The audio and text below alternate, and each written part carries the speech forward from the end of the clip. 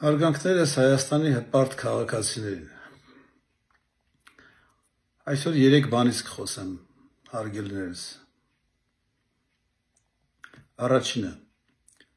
լսեցի Արարատ Միրզոյանի հարցազրույցը, որտեղ պատասխանում էր լրագրողների հարցերին։ Տարբեր հարցեր նրան ուղղեցին եւ ասացին ինչու այսպես եղավ եւ այլն բաներ, դե ինչպես միշտ 7 երկ գիտեն, 7-ն էլ նախկինների մասին։ Հեշտ է, էլի, սրա նրա վրա գցել է։ Ինչևէ, ասես թե նախկիններն են մեղավոր, որ այս վիճակի մեջ ընկանք, մեզի քանդված, թալանված, բանակը ավիրված, իշխանություն ժառանգություն հասավ։ Հարց համար առաջին։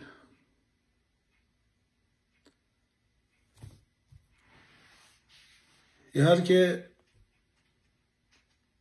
եթե դու գտնում ես այ պլանքյար, որ այսօր հայոց դիվանագիտության հայրն ես դարդերով կոչում, երկիր ես ներկայացնում հայոց դիվանագիտությունը, այդ դեպքում, եթե նման թալանված ու ավիրված, կործանված, քանդու քարափեղած երկիր էր, ձեզ ժառանգություն տրվում, մեկը չկար դրան հարցներ այդ լրագրողներից, իհարկե պետք է ուղեղ ունենային, որ հարցնեին, ասեին այդ դեպքում ինչու դուք վերցրեցիք այդ իշխանությունը, եթե այդպես էր, որ այս փաստի առաջ կանգնակ,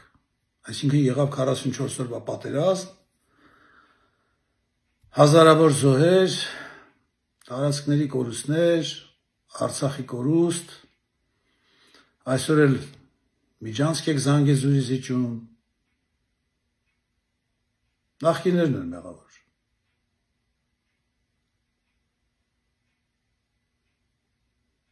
Ես անգամ կասկած չունեմ, որ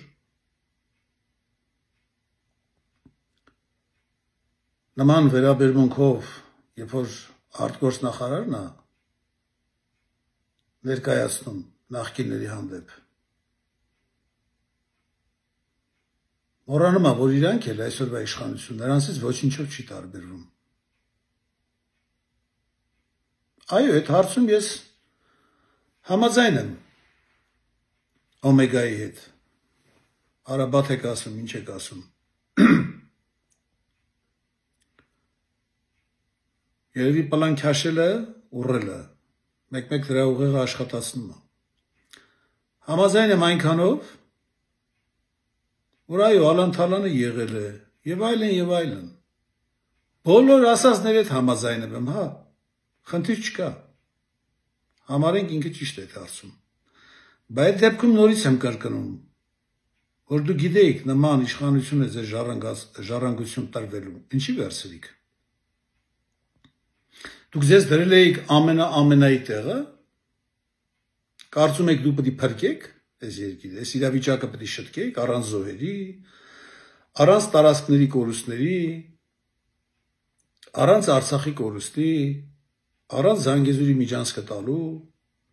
դուք այդքան վստահ եք ձեր վրա, այդքան տղա եք ձեզ ես զգում։ Գեոպոլիտիկայի մեջ այդքան մեծ փորձված մարդիկ եք, հա, թղձված, տասնյակ տարիներով, քուչեքից հավաքի բերել են ձեզ դրել են իշխանության, դուք ինչ կարայիք անեիք, տգետ, անդաստիարակ, անուղեղ, լակոտ լուկուտներ, ձեզ բերել էին իշխանության, ձեզ տվել էին այդ իշխանությունը, որպեսզի դուք եղածներ կործանեիք, այս սրանից պետք է խոսայիր, Արարատ,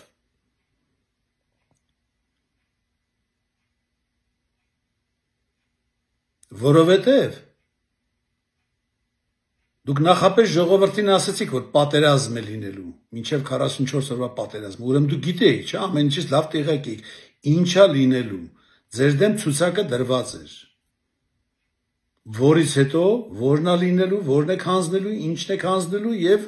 շարունակական։ Գիտեիք ուրեմն։ Այդ դուք իշխանությունը եք, որ ասում եք ժառանգություն մեզի հասավ։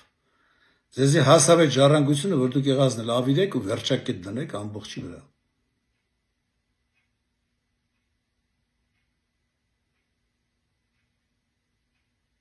Սա սենց։ Երկրորդ հարցի մասին եմ ուզում խոսել։ Այսօր շատ է շրջանառության մեջ մտել, թե ով է Նիկոլին բերել իշխանության։ Իսկականից 7 տարի անց ձեր քնած ուղեղները արթնացավ, մեկ էլ հանկարծ հիշեցիք,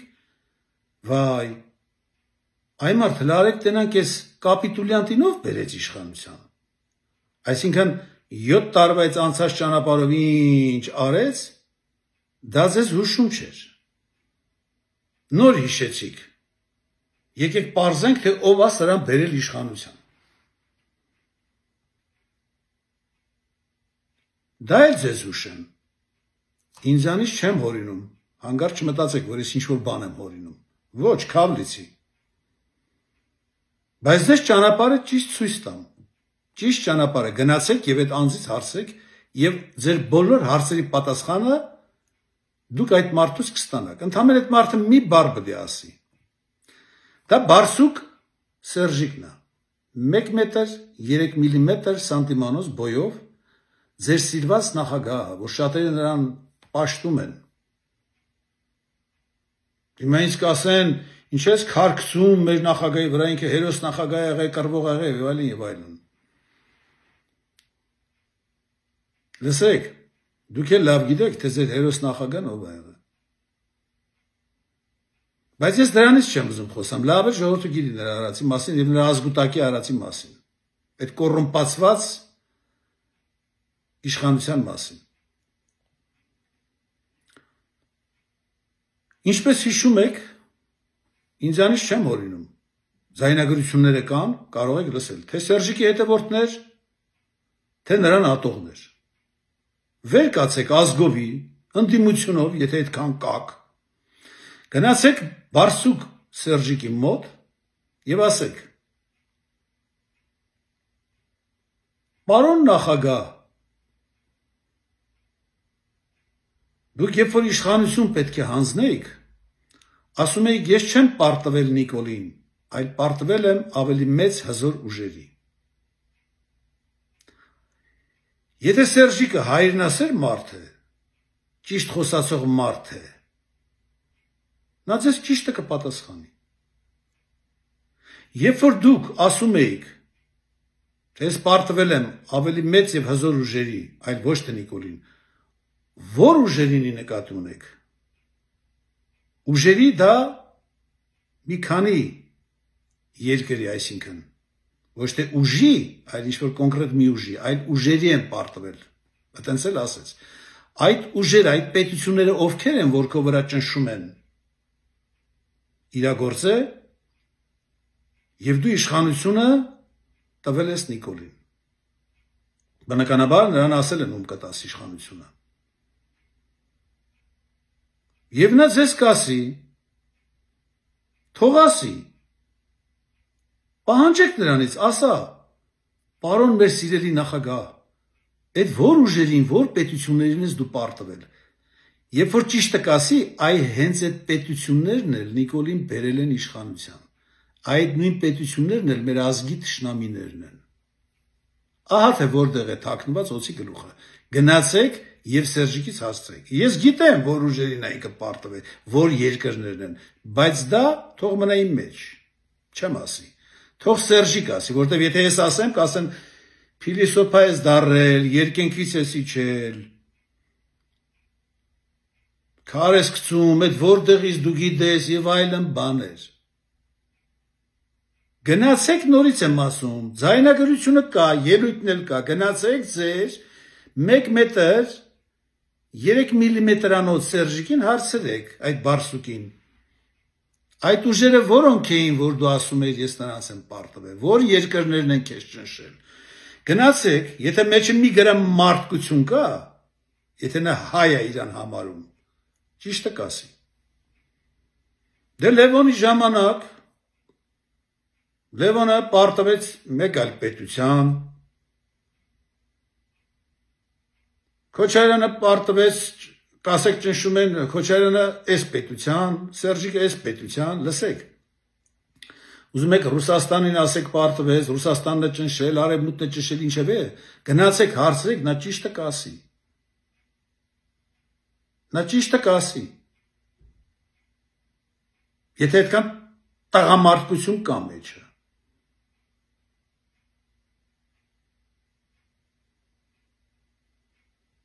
այլ ոչ թե ընկեք ես կողմ ենք առավոտից իրիկուն մտածենք, թե ով է բերել Նիկոլին իշխանության, որ մեզ գցեց sense քաքը երկիրը քանդեց, ավիրեց, վաճառեց, այսօր տանում է ստրկության։ Հələ ճակատագիրն էլ մշուշոտ է Հայաստանի եւ հայ ժողովրդի, հանդուրժող հայ ժողովրդի, թե որ երկրի մեջ կհայտնվենք, ով է մեր տերը լինելու նորից։ Չնայած տեր սիրող ժողովուրդ եք,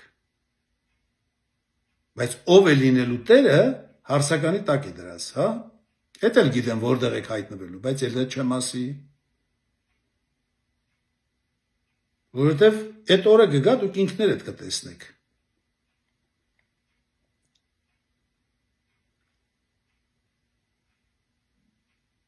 Սա էլ սենց։ Երրորդ հարցի մասին ասեմ։ Սրանից տարիքես 2 տարի առաջ Քոչարյանը իր առանձնատան էր, թե ինչ էր, ամառ օր էր, արևոտ օր, մայիս ամիս էր, հունիս էր, չգիտեմ։ Դարագրողը հետ հարց ու պատասխան ունեցավ։ Այդ ձայնագրություններ կա, նորից ինձանից չեմ հորինում։ Քոչարյանի հետևորդներ, չհարցակվեք։ Թե Սերժիկի, թե Քոչարյանի։ Պարանները պինդ կապեք, որ չհարցակվեք, որտեղ այդ ելույթը փաստացի կա։ Քոչարյանի շուրթերից են դուրս եկել։ Նրան լրագրողը այսպիսի մի հարց տվեց. Պարոն նախագահ, դուք ուզում եք վերադառնալ քաղաքականություն, ասաց ոչ։ Դուք իշխանության ակնկալիք ունեք, ուզում եք վերադառնալ, ասաց ոչ, ոչ մի ակնկալիք էլ չունեմ։ Պարզապես որպես հայ մարդ ես էլ եմ մտահոգված այս մեր երկրում, այս տեղի ունեցող, այս խայտառակությանը եւ այլն եւ այլն։ Ասաց լավ, օրինակ ձեր տեսադաշտում կամ ապագայում կա ինչ-որ մեկը, օրինակ ում եք պատկերացնում Հայաստանի ղեկավարի պաշտոնին։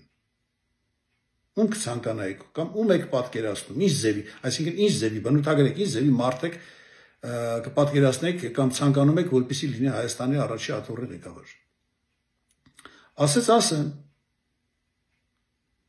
այդ մարդը պետք է լինի հոգևորական, շատ լավ հոգևորական, ազգայնական եւ գեոպոլիտիկ։ Ասես դուք նման մարդու ճանաչում եք, գիտեք։ Ասեց այո, գիտեմ, բայց նրա անվտանգությունից ելնելով ես չեմ կարող նրա անունը տալ։ Okay, բարի, լավ բան ասեց։ Շատ լավ բան ասեց, անգամ ես մնացի զարմացած եւ շատ ազգայնականներ, որ Քոչարյանը վերջապես հասկացա, որ այս երկրի փրկությունը ազգայնականների մեջ է։ Երբ որ ասում ենք ազգային իշխանություն, դրանք ազգայնականներն են, պետք է նրանք ներկայացնեն։ Որտեղ ոչ Լևոնն էր ազգային, ոչ Քոչարյանն էր ազգային, ոչ Սերժիկը, ոչ էլ սրանք առավել եւս։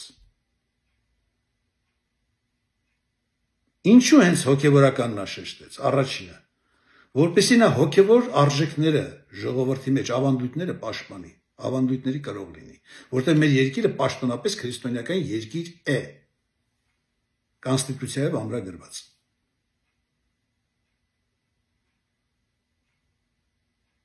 Կրոնի պաշտպանը լինի։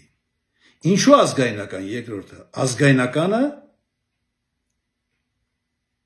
նա հենց ազգ բառից է սերված, ազգայնական։ Ազգայնականի համար 3 սրբություն կա՝ Աստված, հայրենիք եւ ազգ։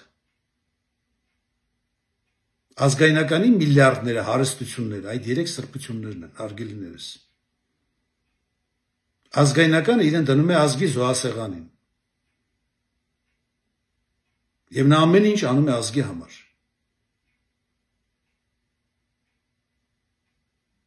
Ավանդույթների պաշտպանող էլի, կրող։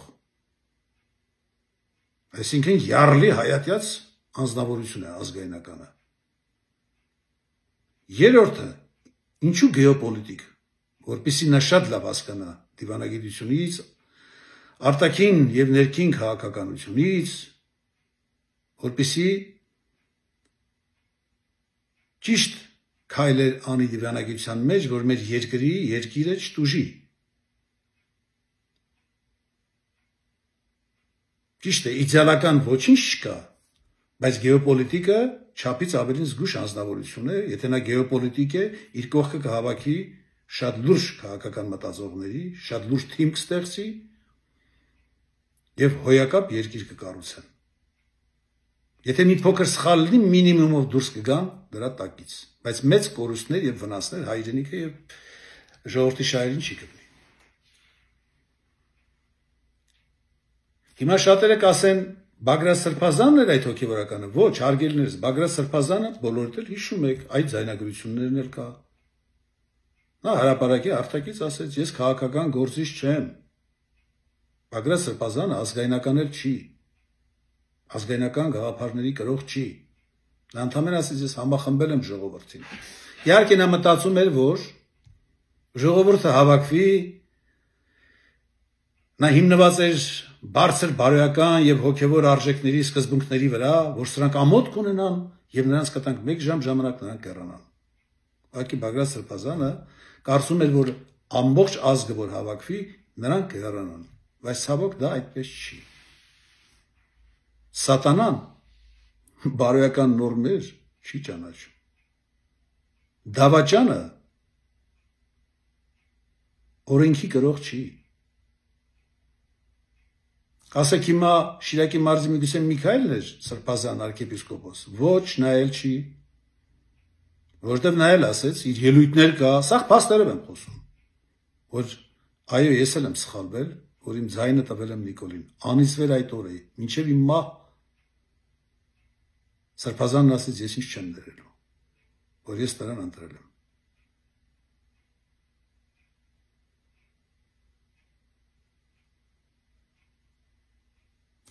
Այսօր ես կասեմ, թե ով է այդ մարդը, հայ առաքելական եկեղեցուց։ Բայց չգիտես ինչի Քոչարյանը շատ լավ բան ասեց, բայց զատնի դրեց, այսպես ասենք։ Անցավ ժամանակներ, մենք մտածում էինք, որ Քոչարյանը հասկացել է, որ այո, ազգայնականների մեջ է երկրի փրկությունը։ Որտեղ նրանք ոգի ունեն, կամք ունեն, խիստ են, եւ օրենքի գեակայությունը վերահսկող բռնապետներ են, որպեսզի երկրում կարգ ու կանոն լինի եւ ամեն անհատ իր տեղում լինի, համապատասխան իր հնարավորությունների, իր արժեքների եւ իր իմացության։ Բայց չգիտես ինչու Քոչարյանը չաշխատեց այդ ուղղությամբ։ Անցան ժամանակներ, կարծիքը փոխեց այդ մարդը։ Ինչ պատահեց այդ մարդու հետ։ Ինչ եղավ, նրան էլ ճնշեցին, որովհետև ազգայնականների անունը լսելիս բոլորը փախնում են, ինչպես սատանա խնկից, որովհետև կեղտը պետք է իշխի, ալանն ու թալանը, դավաճանությունը, բայց ոչ ազգայինը, ոչ բարոյականությունը։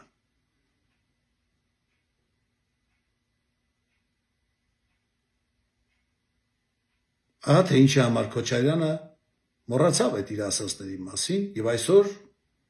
արդեն հարցազրույցներ է տալիս, ուզում է քաղաքականություն մտել, այո, պայքարում է իշխանության համար եւ այլն եւ այլն։ Դուք սրանցից գլուխ հանում եք ժողովուրդ ջան։ Հա?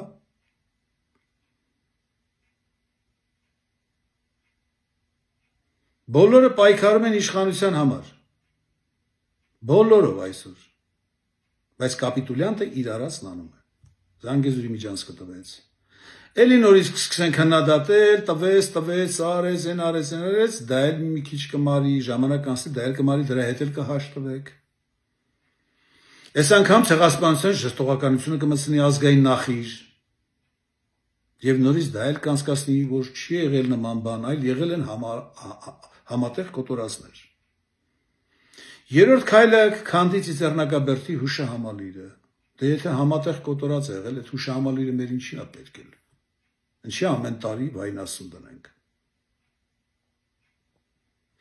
Հարգելիներս, մենք ազգովի հերոսներ սիրող ժողովուրդ ենք։ 90-ականներից ինչքան տղեկ, լավագույն տղեկ զոհվեցին, չէ՞։ Որոնք էլ արտաքսվեցին հայրենիքից, որոնք ինվալիդ դարձան։ Կանգնակ ձեր հերոսների կողքը, չկանգնակ։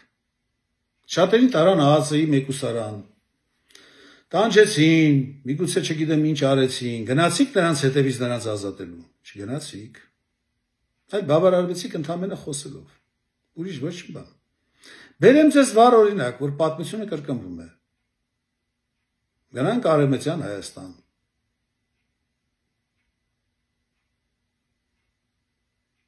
Դեռ ցեղասպանությունը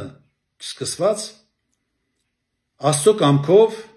Աստծո ընտրյալ զավակների հայտ եկան հայոց հողի վրա, Գարեգին Նժդե, Անդրանիկ, Դրո, Չաուշ, Սերոբ եւ բազմաթիվ մարդկանց կարող են թվել։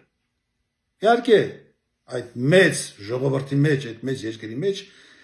մատների վրաց հաշված մարդիկ էին, դրանք ազգի ընտրյալներն էին։ Եվ պայքարում էին ազգի համար։ Այն ժամանակ էլ կար անտարբերություն, մեր նախնիների անտարբերությունը նրանց հանդեպ։ Անդրանիկը բերեմ վառ էլի փաստերով օրինակ, շրջում էր Հայաստանի շրջաններում, իմիջայլոց ասեմ, վերջի իր ելույթ եղել է Գյումրիում, շրջում էր Հայաստանի շրջաններում եւ ասում էր, բերեք տղամարդկանց, կանանց, բիձեքին էր դիմում, պարավներին տարեց կանանց եւ մարդկանց, տղամարդկանց, ուր եք տարել ձեր երիտասարդներին։ Իմիջայլոց ասեմ, տարել թաքցրել էին։ Նկուղներում, այստեղ այնտեղ չունենք երեխա տալու ձեզ, զզվեցիք, սպանեցիք ձեր այդ ֆիդայիներով, ինչ եք ուզում, ապրում ենք, էլի մի կտոր հաց ենք ուտում, թուրքեր հետ ապրում ենք, հաշտամերաշ, էս ինչ էր, հելակ ազատվենք, փրկվենք, երկիր ազատագրենք եւ այլն եւ այլն։ Եղել է նման բան։ Ես ինձանից չեմ հորինում։ Եղել է։ Անկամ մթերքի տարբեր տեսակի բաներ էին նետում Անդրանիկի եւ շատ հայդուկների վրա։ Ռադեղ եք, զզվացիք արդեն, հերիքա։ Այս անտարբերությունն է եղել։ Անցավ 100 տարի, 120 տարի, սկսեցիք երգել Վերկաց գերեզմանից Անդրանիկ Փաշա երգը, Գարեգին Նժդե մեծարեցիք, արձանը կանգնացիք, Դրոյին եւ Անդրանիկին բերեցիք Հայաստան, հողարկավորեցիք։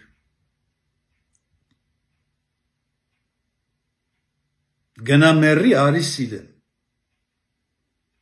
Եվ 90-ականներից առ այսօր ինչքան մարդ հալածվել են ու փախել են երկրից, 100 տարի հետո էլ դրանց կհիշեք, եթե իհարկե Հայաստան էլ մնա, կամ էլ հայ ժողովուրդ մնա, որի վրա որ կասկածում եմ, այս տեմպերով տեղ չենք հասնի, կհասնենք, բայց անդունդ, եթե այս անտարբերությունը լինի, մենք դավաճաններ սիրող ժողովուրդ ենք, այդ մեկը հաստատ, ասեմ ինչու, միայն դավաճան գորալով չի, բղավելով, հայոյելով, ես ինչի վաստակ, վիժվածքի վաստակ, դու սենց, դու նենց կապիտուլյան, դու քու մերը հերը եւ այլն բաներ հայյանքներով։ Այդպես չի, ցույց տվեք 90 թվականից առ այսօր, որ մի դավաճան սատկացվել է Հայաստանում։ Ցույց տվեք մեկ դավաճանի։ Կա տես բան չկա։ Ուրեմն ինչ է դուս գալիս։ Մեր հանդուրժողականությունը նրանց մանդատն է։ Այդ Նիկոլը, որ ասում է դուք ինձ ժողովուրդն ես մանդատ տվել։ Ճիշտ է ասում, ժողովուրդն է մանդատ տվել դավաճանին։ Երկրորդ անգամ նորից գնացիք ընտրեցիք։ Հիմա դավաճան եւ դավաճաններ սիրող ժողովուրդ ենք թե ոչ։ Հարց եմ տալիս։ Չնայած ես ասեմ, Լևոնից մինչև Նիկոլ ոչ մեկի ես չեմ ընտրել, ես ազգայնական եմ։ Մենք ազգայնականներից ոչ մեկի չենք ընտրել։ Սա էր սենց։ Իսկ հիմա բացեմ, թե Ռոբերտ Քոչարյանը ումի նկատի ուներ, վերջում պայեցի որ ասեմ։ Հոգևորական, Հայաստանի ղեկին տեսնում է հոգևորական, ազգայնականի եւ գեոպոլիտիկի, որ այդ երեք բաղկացուցիչները մի անձը կրի, իր մեջ լինի այդ գենետիկորեն տաղանդը։ Այդ անձնավորությունը հայ առաքելական եկեղեցուց միայն ու միայն Վազգեն Կաթողիկոսի սիրված ու գնահատված աշակերտը, որ եղել է, դա Տեր Գրիգոր Քահանան է եղել, նույն ինքը աշխարհի կանոնով Արծրունի Ավետիսյանը, որը գտնվում է Ֆրանսիայում եւ Ֆրանսիայի կողմից ճանաչվել է գեոպոլիտիկ Նիկոլա Սարկոզիի նախագահի օրոք։ Եվ Եվրոպան նրան գիտի։ Իսկ Ֆրանսիան, ինչպես գիտեք, Եվրոպայում խոսք ասող է։ Վերջին երկիրը չէ, այլ առաջինը։ Նորից եմ կրկնում, այդ մարդը հոգևորական, ազգայնական եւ գեոպոլիտիկ ինքն է, ես նրանից այն կողմ չեմ տեսնում, ոչ Հայաստանում, ոչ դրսում, նրա պես մտածող մարդ, թե հոգևորական, թե ազգայնական եւ թե գեոպոլիտիկ, չեմ տեսնում նրա նման մեկին, որ կարողանա նրա տեղը երկրի ղեկին նստել։ Ինձ համար Արծրուն Ավետիսյանն է, Տեր Գրիգոր Քահանան։ Ես ինքս եմ ազգայնական եւ նրա հետևորդն եմ։ Մենք նույն գաղափարակից ընկերներն ենք, իմ մեծ եղբայրն է։ Եվ ելի կան շատ լավ ազգայնական մարդիկ, որոնց անունները կարող եմ թվել, բայց դա էլ հետո։ Թիմը կա ամբողջովին պատրաստ է։ Հիմա եկանք վերջին հարցին։ Ասում են եկեք, փրկեք, մի բան արեք։ Ժողովուրդ ջան, դուք ինչ եք կարծում։ Եթե դրանք Լևոնից մինչև Նիկոլ ազգայնականի անունը լսելուց փախնում են ինչպես սատանա խնկից։ Ձեր կարծիքով, եթե մենք իջնենք Երևանի օդանավակայան, մեզ ձեռնբաց ժողովուրդը կդիմավորի, կհասցնի դիմավորել։ Ձեռնբաց կդիմավորեն իրենց ազգին դրած զավակների, փրկիչների, բայց կհասցնեն դիմավորել տրապի տակից վաճառված ծախու ածն, որը թշնամու ջրաղացին է ջուր լցում, կձերբակալի մեր բոլորին եւ կտանի ԱԱՑ-ի մեկուսարան։ Դուք չեք հասցնի անգամ մեր երեսը տենակ։ Եթե պիտի հասնենք այդտեղ ու օգուտ չբերենք երկրին, ոմանց սպանեն, տանջամահանեն, չգիտեմ, տանեն դե փակեն, շինց ու գործեր կարեն։ Դու գալու եք ձեր հերոսների հետևից, ասատեք, իհարկե ոչ։ Ոնց անցյալ դարում Նժդեհի, Անդրանիկի, Դրոյի եւ մյուսների հետևից չգնացիք, այնպես էլ չգնացիք 90-ականներից են մնացած տղեկի հետևից, հիմա էլ չեք գա մեր հետևից։ Որովհետեւ դավաճաններ սիրող ժողովուրդ ենք, բայց ոչ հերոսներ։ Մեզ էլ կտանենք տանջամահ կանենք սպանել, չես մենք ոչ մեկից չենք էլ վախենում։ Մեր մասին էլ էլի մի 150 տարի հետո ոնց որ նախկինների մեծերին, մեծամեծերին հիշեցիք, այդպես գիշեք էլի երկեր կձոնեք։ Բայց հարցը դա այդ ժամանակ Հայաստան կալի թե չէ կամ հայ ժողովուրդ։ Պարսկաստանում հեղափոխություն կատարվեց։ Խոմեյնին իրենց հոգևոր առաջնորդը գտնում էր Ֆրանսիայում, բանտախցում։ Բոլոր ուժերը Պարսկաստանի, բոլոր կուսակցություններով միավորվեցին, նախանձն ու թույն ու թարախը դրեցին մի կողմ, իրենց գոռոզությունը ամեն մարդ Հայաստանի նման այդ ընդդիմության եւ մյուսների, ամեն մարդ իրանը լիդեր պատկերացնում, ամեն մարդ այս կուսակցությունը իրեն է տեսնում իշխանության աթոռին, քանի այս հասկացողությունը կա, այդ երկիրը համատեղ այդ բոլորով կործանում են, այդ բոլորով էլ չտամի են հայոց պետականությանն ու հայ ժողովրդին։ Պարսկաստանի ժողովուրդը բոլոր ընդդիմությունով կուսակցությունները ոտքի կանգնեցին։ Հեղափոխությունը իրականացրեցին ակտիվիստները իրենց ղեկավարները, հրահանգը ստանում էին իրենց լիդերից դրսից, Խոմեյնուց։ Եվ հաղթելուց հետո, որ ասում են գեղկայինի գերանկոտրի կանգնան ու կոտրեցին։ Ինքնաթիռը ուղարկեցին եւ գնացին Ֆրանսիա, Ֆրանսիան ուզած չուզած ընտրված նախագահ էր, իրենց հոգևոր առաջնորդներ, պետք է բաց թողային։ Տվեցին, շնորհավորեցին, ազատեցին, ձեռքը սեղմեցին, շնորհավորեցին եւ ճանաչեցին այդ պետության ղեկավար եւ գնաց այդ մարդը ինքնաթիռով իր երկիր, գնաց իր երկրի տերը դարձավ։ Այնպես որ լոլոներ մի կարդացեք, եթե ազգային համախմբվածություն չկա, համընդհանուր կուսակցություններով, նախկին նախագահներով, եթե չեն ուզում գան միավորվեն ծառային մի նպատակի, մենք օրի չենք հասնի։ Այս բոլորը պետք է միավորվեն, ազգայնականներին բերեն իշխանության, այդ ժամանակ ի հայտ կգանք, իմանալով, որ ձեր ընտրյալ զավակների անվտանգությանը ավելի ճիշտ էլ վտանգ չի սպառնում։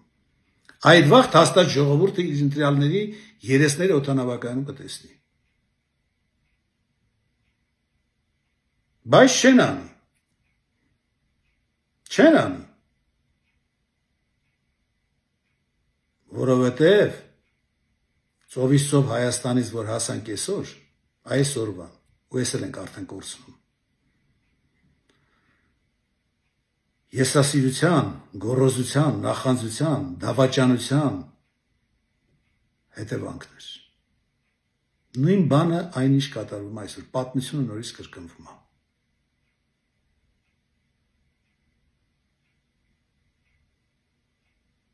Այսքանը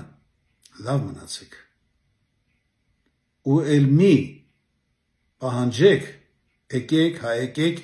եկեք։ Վաղն էլ կարող եմ այդտեղ լինել, բայց դուք իմ երեսը չեք տեսնի։ Մի անգամից աղացեի մեկուսարանում կհայտնվեմ։ Ինչ օգուտ, ես դրանից չեմ վախենում, բայց եթե պիտի օգուտ չբերեմ, կամ մեր լիդերը, այսպես ասենք, Արսուն Ավետիսյանի ներկայությամբ բոլորս հավաքվենք ազգայնականներով ու գանք, ու սաղս հայտնվենք ընդ դրանից հայրենիքին եւ ձեզ ինչ։ Ժողովուրդ, դու պետքա քո ընտրյալ զավակներին տեր կանգնես, որ նա էլ լինի քեզ իշխանություն եւ բարձրաձայն ասի, գերագույն իշխանությունը դա ժողովրդի ձայնն է, որ ինքն էլ ազգայնականներն էլ լինելով իշխանություն ծառայեն ձեզ, անեն ամեն ինչ ձեր համար, ձեր բարօրության, լավ ապրելու, հանգստության, երկրի հզորացման, ամեն բնագավառներում իրենց ծառայությունը, իրենց կյանքը դնեն ազգի զոհասեղանին եւ երկրի զոհասեղանին, որպեսզի երկիրը երկիր դառնա։ Այսպես պետք է լինի։ Բայց այսօրվա կուսակցություններն ու նախագահները երբեք նրանք ազգայնականի անուն լսում են, գժում են։